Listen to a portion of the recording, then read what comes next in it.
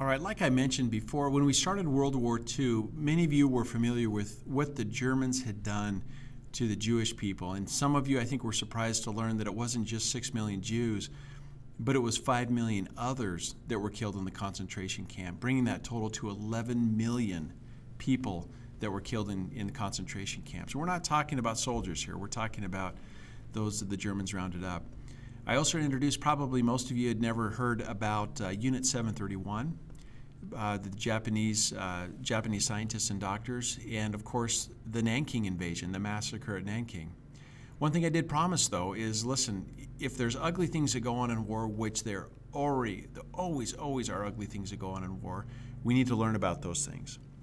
One of those things, now we're going to talk about a little bit of a dark side of the United States actions as well, too. These were called the Tokyo fire raids of World War II. Now, we will talk a little bit about the atomic bombs. We'll get to those. You're familiar with those. But there's probably a pretty good chance you haven't heard of the Tokyo fire raids of World War II.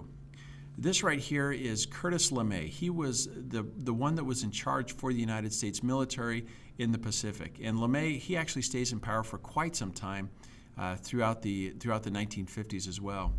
Curtis LeMay, like I said, he was in charge of bombing strategies. He needed to break the Japanese will to continue to fight in World War II. There was only so many targets that he felt he could go after, but he wanted to break the spirit and the will of the Japanese people to continue to fight in World War II.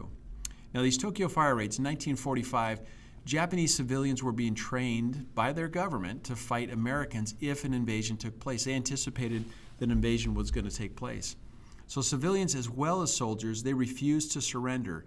They would commit suicides. This was something that our soldiers were seeing as they got closer and closer to the island of Japan, the main islands of Japan.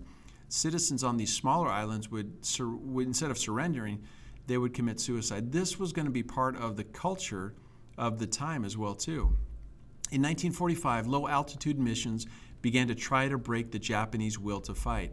Now, these low-altitude raids, they weren't just regular bombs. Bombs of incendiary devices. These are basically bombs that will ignite and spread fire were being dropped.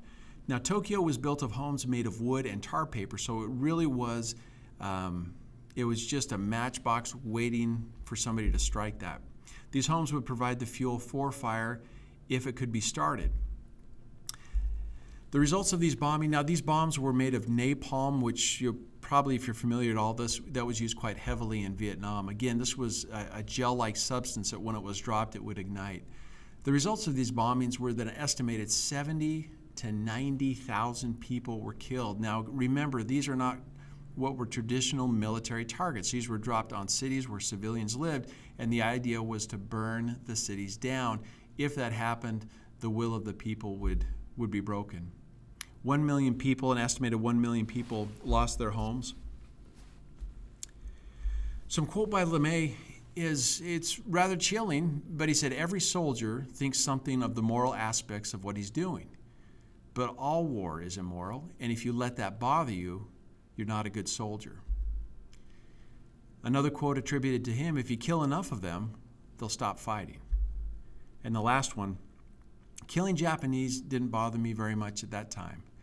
I suppose if I had lost the war, I would have been tried as a war criminal. And no doubt, there's absolutely no doubt whatsoever, if Japan or Germany would have won that war, would have won World War II, LeMay would have been brought up as a war criminal, and I'm sure he would have been convicted and executed for his actions.